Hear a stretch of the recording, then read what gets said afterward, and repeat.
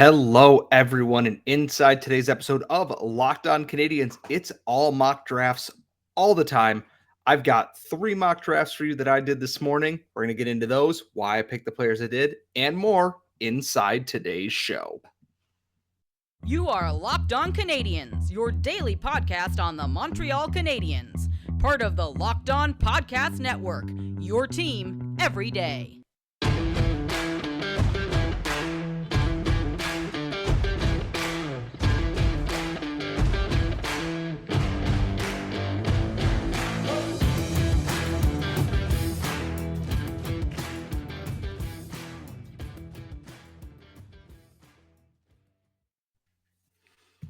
Hello, everyone, and welcome to episode 801 of Locked On Canadiens. As always, thank you for making us your first listen of the day every single day, wherever you get your podcast. And if you're watching on YouTube, thank you so much for subscribing.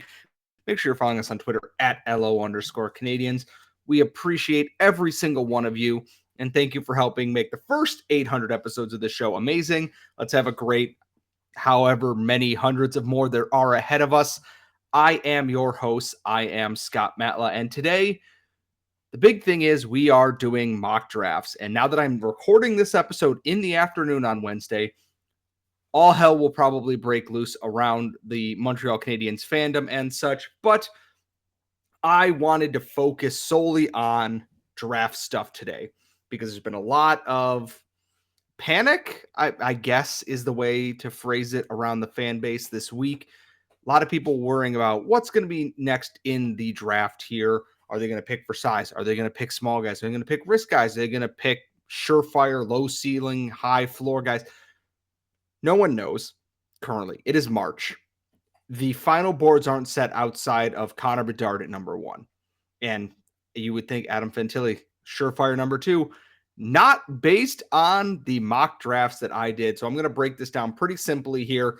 I did 3 draft picks on FCHockey. The mock draft simulator they have is linked in the show description. I did 3 rounds because beyond that, rankings aren't fully settled in yet. And quite frankly, I am not a prospect expert, and it's around the 3rd round that names that I am familiar with start to slide off the boards here. And in this episode, we're going to break it down pretty simply. This segment here is going to be round 1. Next segment's going to be round 2 and the picks from that. And the final segment's going to be round 3 and the picks made in that. And I can show you, I have the actual mock drafts that I did with the 4 picks that would be in those rounds for the Canadiens. And jumping into round 1 here, in the first draft that I did, which you will see up on the screen here now. If you're not watching on YouTube, if you aren't watching on YouTube, I will explain in a second here. But in the first mock draft I did, I had a choice at 7th overall, because they have not fully updated that yet to the Canadiens being 6th in the lottery. And I picked Braden Yeager. And then at the next pick, I picked Oliver Moore. 2 players I think that help fill the need down the center here. Yeager's having a really good year, 70 points in 61 games for the Moose Jaw Warriors. And Oliver Moore, playing for the U.S. national program, has 58 points in 46 games for the under-18 team. And in 16 UHL games with their junior team there, he has 19 points. He is going to the University of Minnesota last year. And I got to say, if you're looking for a future down the middle here, right now, you have Nick Suzuki and you have Kirby Dach. We know coming in the relative near future, there's also going to be Owen Beck.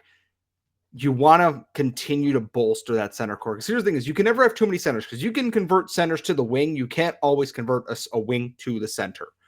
And I like having that versatility here. And I'm sure people will tell me, why didn't you pick this guy? Why didn't you pick this guy? In round 1 of the 3 drafts I ran, Connor Bedard went 1st overall. Adam Fantilli did not always go 2nd overall. It was Leo Carlson. Sometimes it was Michkov. Everything can change here. And then in the second draft I did in the 1st round, which is up on the board now, I went a little off board here. I went Dalibor Dvorsky, and then I picked Braden Yeager again. And my reason beyond that is I think Dvorsky is one of those guys they're going to pick. I really, truly do. Just because, and the thing is, we've talked with Sebastian Hine, we've talked with Tony Ferrari, we've talked with Hattie Kalakash, we have talked with a lot of people about Dalibor Dvorsky. He is not the highest upside pick. but he seems like a lock to be an NHL player there, whether that be on the wing or at center right now, playing in, I believe he is in the Swedish league right now. He is Slovakian, and I'm wondering if they're not going to lean towards that. Did they get a look at, what he did when they were scouting Slafkovsky and Mashar last year? And as for Jaeger just made sense there. He was available at that other pick, which I can put up on the board here again. He was available again.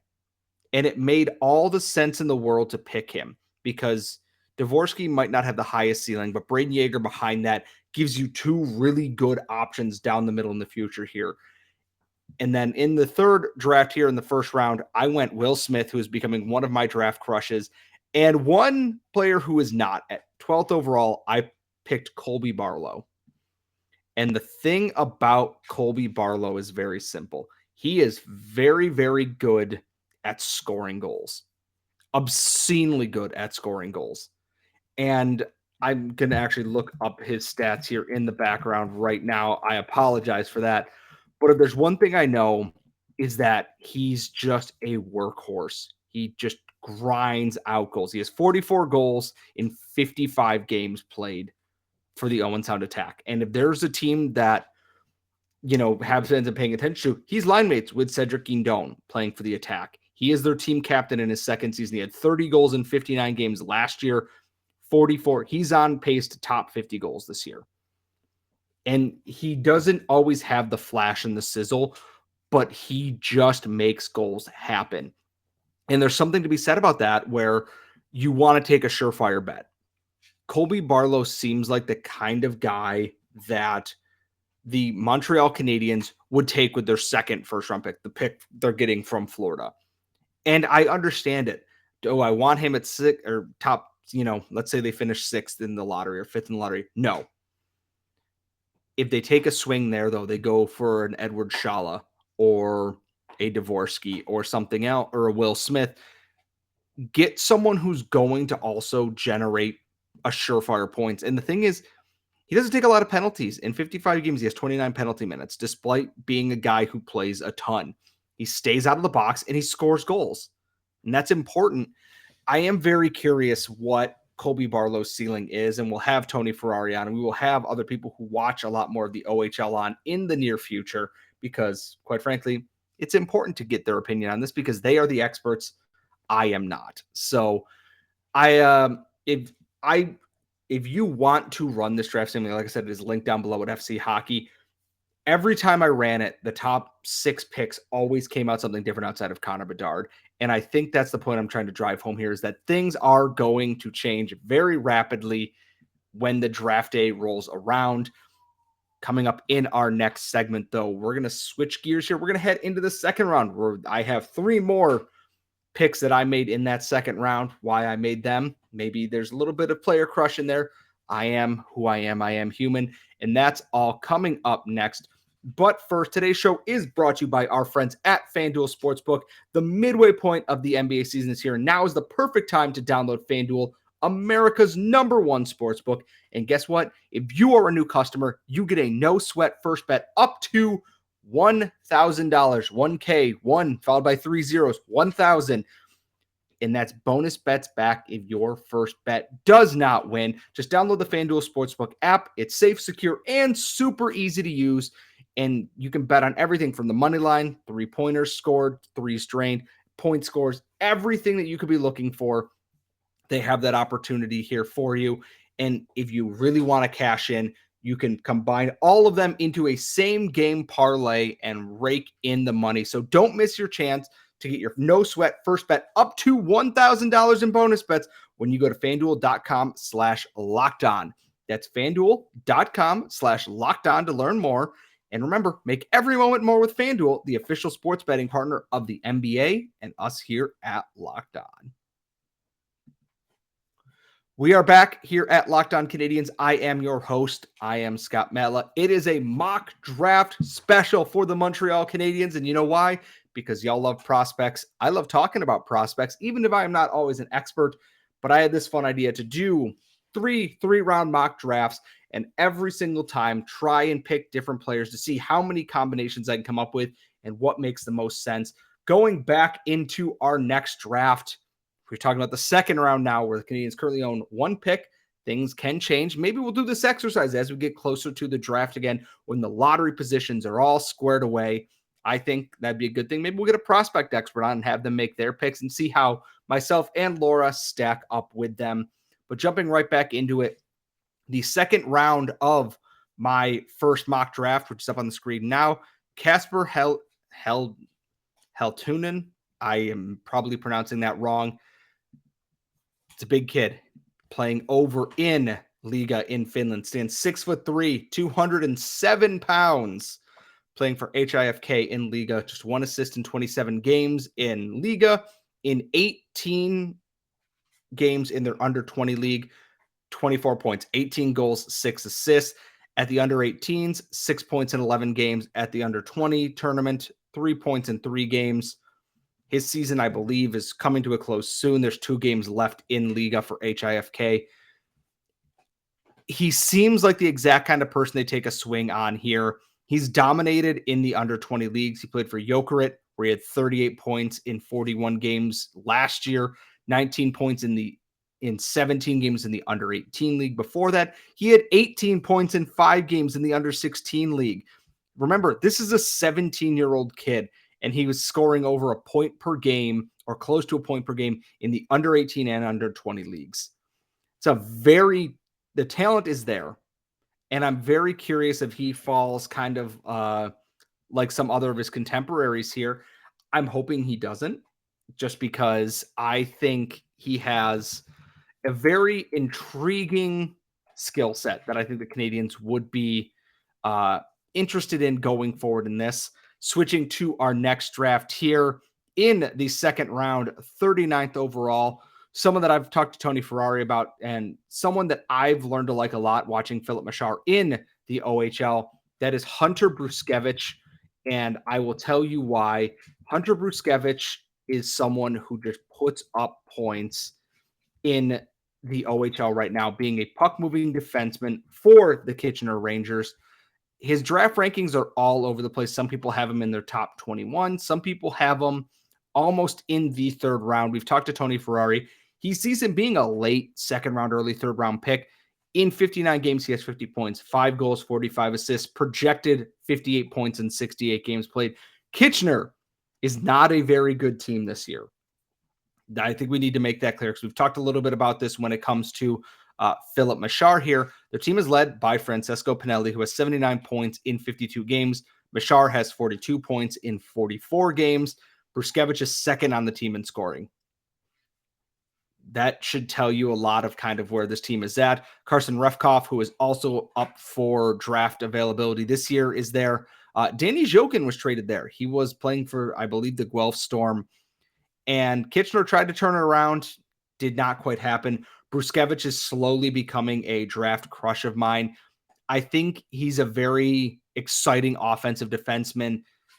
I don't want to say Victor Mete-like, because he's a little bit bigger than that, but I think some of the similar skill sets are there, and it's going to be intriguing. Can he develop that next level? And going into our final draft, our last second round pick here, 39th overall, Oscar Fisker-Molgaard, a Dane playing over in the SHL right now, and honestly, kind of holding his own. I believe he is a left winger here, if my notes are correct. And it says forward on there, but when I checked other things, it says he's a left winger. Playing in the under 23 league this year, 23 points in 19 games, 6 goals, 17 assists in 40 SHL games. Playing for HV71 in the SHL. 4 goals, 3 assists. Not bad for someone who just turned 18 a couple of weeks ago, February. Played in Division 1A for Denmark at the under 20s. 3 points in 5 games. The highlight packs are not quite out for a lot of these players here, but I saw someone who gets to the right areas and makes plays happen. In the under 18 league last year, 28 points in 15 games. He had 8 points in 25 games in the under 20 league. Played a couple of games in Division 1A for Denmark in the under 20 tournament last year. 2 assists in 5 games. He's someone I'm keeping an eye on because I've seen draft people on Twitter, Hattie and obviously Sebastian High being 2 of them, who've talked a lot about him. I think the skill set's there. And I do think that once he matures a little bit and grows a little bit more, you're going to see a lot of potential out of him. And as we know, Danes in Montreal, sometimes a little bit underappreciated. And when I look at the second round here, it was all over the place. There were opportunities. There were guys that fell out of the first round. There were guys that fell into the third round who also lasted into this. And this is where the draft gets a little crazy because you have so many options. Do you go defense? The Canadiens do have a lot of defensive prospects. Adam Engstrom's playing really well over in Sweden right now. Obviously, Logan Mailloux is graduating. You have Lane Hudson, who is great. You have Jaden Struble, who is likely graduating. You got to refresh that pool as well. We talked about in the first round drafting centers and surefire bets. I can see them going defense here. And yes, I realize the only defenseman I picked was Hunter Bruskevich, but the appeal of a Kasper Heltonen or a Oscar Fisker Moldegaard, that scoring potential high upside, high skill winger, is too much to ignore. And I think the Canadiens are going to look to add on defense. Yeah, they're set right now because you have Gouli, you have Barron, you have Harris, you have Jackeye. You have all these other options right now who are young, but you want to fill in behind that because what if, God forbid, the injury crisis continues to run rampant here? There are options available for the Montreal Canadiens, especially in that second round. A lot of things can happen, and we don't know. They might add more picks here, and that is kind of what I'm anticipating. I'm anticipating them adding another second-round pick in here somewhere, whether that be a draft day trade, whether that be a trade once the season comes to an end and the offseason begins post Stanley Cup before the draft. The opportunities are there for that. And now we're going to get even further away from things where everything starts going off the board. We're going into round 3 here. We're going to get into my picks there, all coming up next. We are back here at Locked On Canadiens, and by we, I mean I, because I am your solo host today. I am, of course, Scott Matlin. As always, thank you for joining me, as it is a mock draft special for the Montreal Canadiens. We're going to jump right back into it. First third round pick of the 3 mock drafts I did, and I picked a center from the London Knights, Denver Barkey. Because if there's someone the Montreal Canadiens have probably seen a lot while watching not only their OHL prospects, but Logan Mailloux in particular, it's Denver Barkey playing center for the Knights. He has 55 points in 58 games for the Knights, projected 63 and 67 games. Obviously, the Knights are one of the top teams in the OHL and the CHL. Draft ranking all over the place here, from as high as 30th at Dobber Prospects all the way down to 84th by NHL Central Scouting for North American skaters. As I put this back up on the boards, the Canadiens are picking at 71st overall in the third round right now. Which, you know what? He's right in the middle of that. Seems like a pretty good option for me if I were picking in the third round. Maybe not the flashiest upside, but as I look at the London Knights scoring, Sean McGurn, George Giacco, Denver Barkey is third on the team. 8 points ahead of Logan Mailloux, 2 less goals, which is an impressive feat for Logan Mailloux. But the Knights are a stacked team across there. Oliver Bonk is further down, Ruslan Gaziov, Max McHugh, Ryan Winterton. They added Isaiah George. They've added a lot of pieces that it is no longer years ago, like when it was Christian Dvorak and like Mitch Marner just dominating the score sheet for the Montreal Canadiens. They are doing a lot more to balance out their scoring here. And I think that's an important thing to do. And as always, you can't have too many centers down the middle. And we're going to move into our second draft and our third round pick.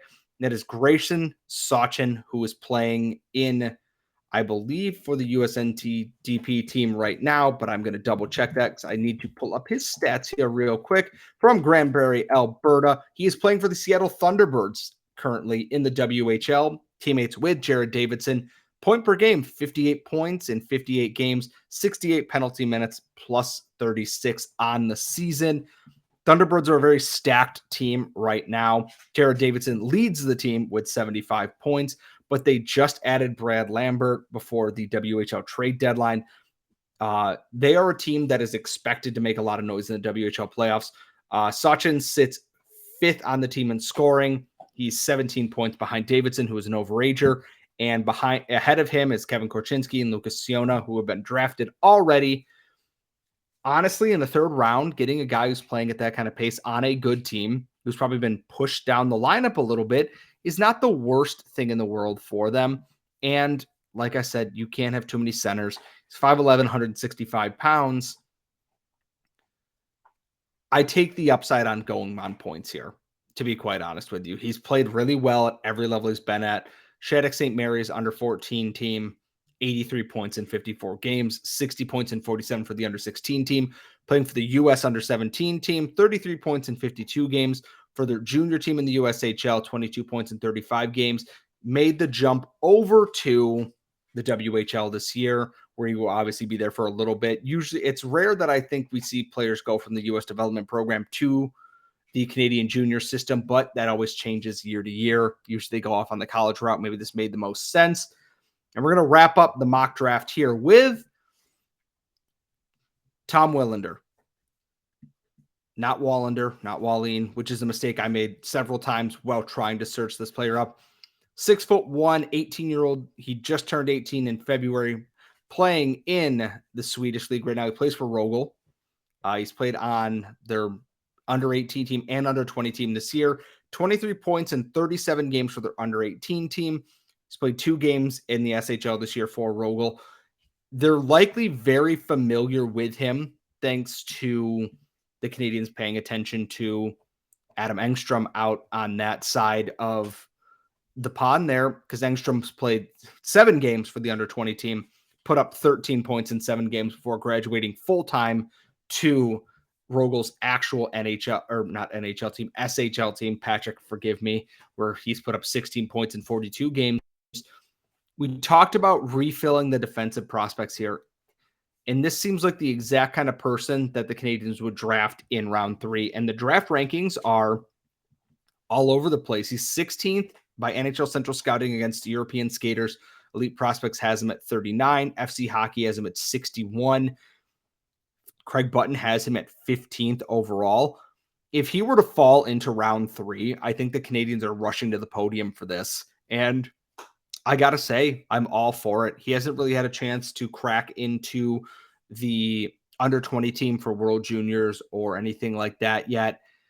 He's played on the under 18 team this year, a little bit for Sweden, 4 points in 12 games. I'll have to get Patrick's opinion on this too at some point on the show, because he's probably seen more of him than I have. But I do think that he'd be a great option that late in the draft at 71st overall. And the whole point of this exercise was not to prove that I know a bunch of draft names, because I do. I picked names that I recognized here, and some of those are a little bit biased. Like Hunter Bruskevich is a biased pick for me because I like Hunter Bruskevich a lot. I kind of like Dalibor Dvorsky too, but acknowledging that he is a safer pick for this Canadiens team a little bit. But the whole point of this is that every time I ran this draft, different players were available at different points in times. And everything will change as playoffs happen, postseason rolls around, draft combine interviews. Look what happened to Shane Wright last year. His combine wasn't good enough for some people, and he fell to 4th overall, despite being the surefire number 1 for almost 2 years prior to that. And this is just my plea kind of to Canadiens fans here. Take a deep breath right now. We don't know what the Canadiens are going to do at the NHL draft yet, because we don't even know where they are picking yet. For all we know, they could finish in the bottom 4 and could end up with Matev Michkov, which, you know what, would be awesome. We don't know if they're going off board. We don't know if they're going safer for size or this, or they're going European or college or, OHL, WHL, QMJHL. If they go QMJHL in the top 5, I'll be absolutely mind blown, because there's no one there for it. The whole point of this is that things can change very quickly here. There's still a month of OHL games left, plus playoffs, plus the Memorial Cup. College tournaments are going right now. European seasons are ending. We're going to have the World Championships coming up in a couple of months here. And we all know that World Championships are a time for players like Slafkovsky, who boosted their draft stock in a big way there. We're going to see who's going to be that player this year, because there's always risers. Colby Barlow is someone I think was a riser right now, but he's having a dominant OHL season. Who is going to be using World Championships to raise their stock here? Someone's going to do it. It might be some of these younger guys. I don't think it'll be anyone I have listed here. as far as I can tell, but things can change in an instant. The whole point of this was go run the draft lottery thing simulator yourself. It's linked below. You're going to see how quickly things can change. And for the Canadiens, it's very hard to have wrong answers at this point.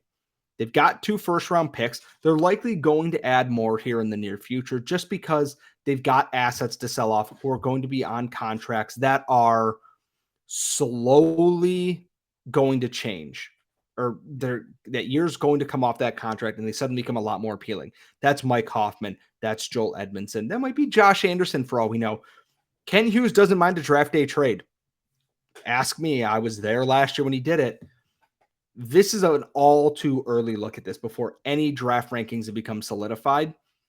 I urge you to go take a look for yourself and just kind of take a deep breath and relax a little bit. Let's let the season play out as it is. Laura and I will do this exercise again later on. We'll do 3 rounds again just because that's the easiest way to do that. Because honestly, trying to do more than that, we'd have a 7-hour podcast. And as much as y'all love hearing us talk, that is a lot of talking overall.